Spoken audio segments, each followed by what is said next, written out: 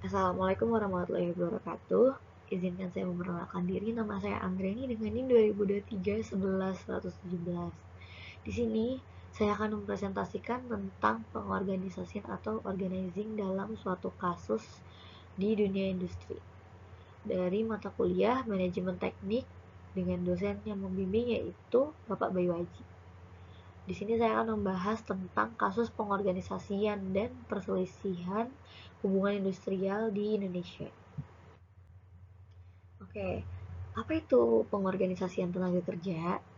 Pengorganisasian tenaga kerja adalah proses krusial di mana para pekerja itu bersatu untuk membentuk serikat guna memperjuangkan hak-hak dan kepentingan sesama mereka. Jadi, pengorganisasian tenaga kerja ini itu merupakan pilar demokrasi industri yang memastikan suara-suara pekerja itu didengar oleh pemerintah ataupun oleh atasan mereka.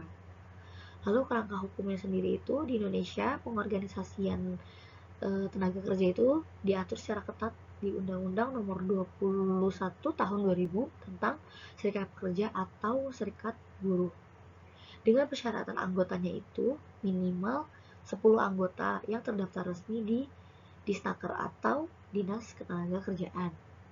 Dengan tujuan utama pengorganisasian tenaga kerja ini meningkatkan kondisi guna layak dan juga perlindungan bagi seluruh anggota pekerja.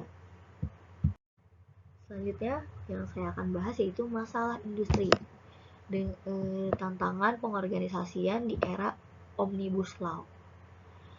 Undang-Undang Cipta Kerja atau Omnibus Law yang disahkan pada tahun 2020 telah membawa perubahan yang signifikan dalam landscape ketenagakerjaan di Indonesia, terutama terkait aturan kontrak kerja dan outsourcing. Di dalam masalah ini ada gugatan dan juga penolakan, yaitu penolakan serikat itu banyak serikat buruh seperti KSPSI, KSPI, dan KSBSI yang menolak undang-undang ini dikarenakan dianggap melemahkan pelindungan para pekerja yang dampak itu merugikan para pekerja.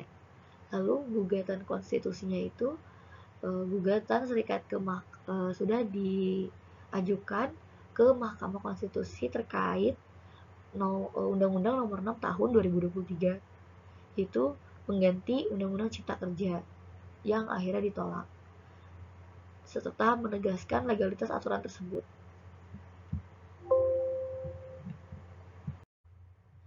Selanjutnya, kasus nyata perselisihan hubungan industrial di perusahaan garmen di Jawa Barat. Sebuah studi kasus ini di perusahaan garmen di Jawa Barat yang menggambarkan kompleksitas perselisihan hubungan industrial. Konflik berpusat pada masalah, yaitu upah dan ketidakjelasan kontrak yang memicu ketidakpuasan dari kalangan pekerja. Dengan adanya ini, para pekerja itu melakukan yang pertama solidaritas pekerja. Jadi pekerja itu mengandalkan solidaritas serikat yang dan juga dari dukungan masyarakat serta pemahaman hukum. Lalu kolaborasi perusahaan. Dengan manajemen memilih jalur kolaborasi yang akan merespon tuntutan dengan kesediaan berdialog. Lalu negosiasi damai. Dengan negosiasi damai ini, sikap tegas para pekerja dan keterbukaan perusahaan menghasilkan negosiasi yang konstruktif. Dari kasus ini, itu menyoroti pentingnya betapa kalau komunikasi yang berkelanjutan itu sangat penting antara perusahaan dan juga serikat sebagai kunci penyelesaian konflik yang selektif dan juga efektif. Selanjutnya, adapun mekanisme penyelesaian perselisihan hubungan industrial. Berdasarkan Undang-Undang Nomor 2 Tahun 2004, penyelesaian perselisihan hubungan industrial memiliki tahapan yang jelas untuk mencapai keadilan, yaitu bipartit, mediasi, konsiliasi, dan juga arbitrase. Dengan di partit itu penyelesaian secara langsung antara pekerja dan juga serikat dan juga pengusaha. Lalu mediasi. Mediasi ini melibatkan mediator netral dan juga disnaker untuk membantu pencapaian kesepakatan. Selanjutnya, konsiliasi itu terdapat pihak ketiga atau konsiliator untuk memberikan usulan penyelesaian yang dilakukan secara dua belah pihak. Lalu ada arbitrase atau penyelesaian oleh arbiter yang keputusannya itu bersifat final dan meningkat. Jika semua upaya di atas gagal, kasus dapat dibawa ke Pengadilan Hubungan Industrial atau PHI yang independen guna untuk menggantikan penyelesaian perselisihan yang dulu dikontrol pemerintah. Jadi PHI ini memastikan proses hukum itu yang adil dan juga transparan. Selanjutnya, peran organisasi pengusaha dan juga serikat buruh.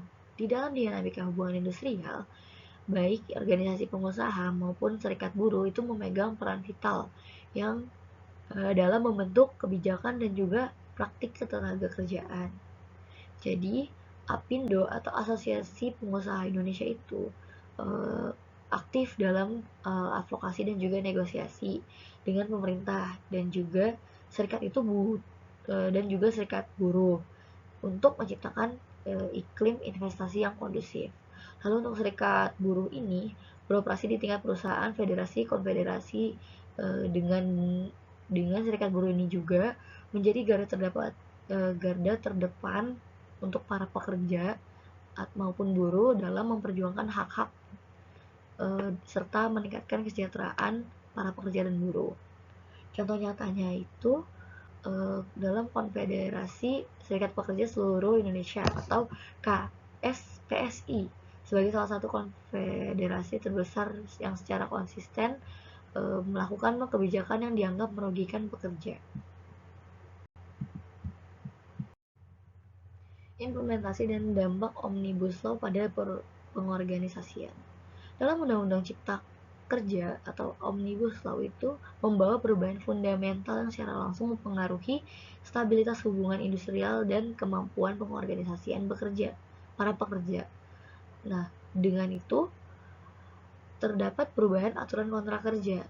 Aturan baru ini mengenai kontrak kerja tetap dan juga outsourcing, menciptakan ketidakpastian bagi pekerja terutama dalam hal jaminan pekerjaan. Lalu ketidakpastian pekerja ini, nah dengan pekerja kontrak dan juga outsourcing sering menghadapi ketidakpastian kerja kan. Nah dengan itu perlindungan hukum jadi lebih lemah serta menghambat partisipasi dalam serikat. Lalu ketegangan meningkat. Studi ILO 2024 itu menunjukkan bahwa peningkatan ketegangan dalam industri sebagai dampak langsung yang terjadi dalam regulasi ini. Dampak ini menuntut serikat buruh untuk lebih adaptif dan juga strategis dalam upaya pengorganisasian mereka. Selanjutnya, strategi pengorganisasian efektif di tengah tantangan. Di tengah tantangan regulasi dan pasar, serikat buruh memerlukan strategi dan inovatif yang kokoh untuk terus memperjuangkan hak-hak pekerja. Solidaritas internal itu membangun persatuan yang kuat dan memberikan edukasi hukum berkelanjutan kepada anggota. Lalu jalur hukum itu memanfaatkan setiap celah hukum yang terlibat dalam dialog tripartit dengan pemerintah dan pengusaha. Lalu advokasi publik itu menggalang publik untuk menyuarakan isu-isu pekerja yang ada seperti dari berbagai platform, misal dari berita, artikel, sosial media. Lalu ada juga negosiasi kolektif, yaitu mengembangkan strategi negosiasi kolektif yang inovatif untuk memperkuat posisi tawar. Dengan adanya pendekatan multidimensional ini, serikat buruh dapat menjaga relevansi dan efektivitas perjuangan mereka. Selanjutnya, ini ada visualisasi sebelum dan juga sesudah reformasi ketenagakerjaan. Di Indonesia itu sudah melewati beberapa transformasi yang signifikan dalam hubungan ketenagakerjaan, dan berikut perbandingan antara anteseden reformasi ketenagakerjaan di Indonesia. Jadi sebelum 1998 atau di zaman Orde Baru itu serikat buruh itu tunggal, jadi di bawah kontrol pemerintahan yang sangat ketat. Lalu minimnya kebebasan berorganisasi dan berserikat. Lalu perselisihan seringkali diselesaikan secara intervensi dari pemerintah. Lalu perubahan atau setelah reformasi di era demokrasi itu, kebebasan berorganisasi meningkat pesat, langsung muncul kurang lebih 74 federasi serikat buruh, pembentukan pengadilan hubungan industrial atau PHI yang independen, lalu juga tantangan baru dengan regulasi yang cepat berubah dan tekanan pasar global. Kesimpulannya, menuju hubungan industrial yang adil dan berkelanjutan, pengorganisasian adalah kunci fundamental untuk perlindungan hak-hak pekerja dan menjaga stabilitas industri secara keseluruhan, keseimbangan yang krusial, dan juga fondasi masa depan. Dengan keseimbangan krusial ini tuh harus adanya keseimbangan yang cermat antara fleksibilitas pasar dan juga perlindungan kerja untuk pertumbuhan ekonomi yang inklusif. Lalu untuk fondasi masa depan itu, yang pertama dialog terbuka, yang kedua hukum yang adil, dan juga solidaritas pekerja. Itu fondasi utama bagi masa depan hubungan industrial Indonesia. Mari sama-sama kita mendukung pengorganisasian yang kuat untuk mencapai keadilan dan kesejahteraan bersama di tempat kerja.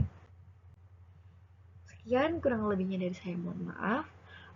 Apabila saya ada salah kata atau perbuatan, kurang lebih mohon maaf. Wassalamualaikum warahmatullahi wabarakatuh.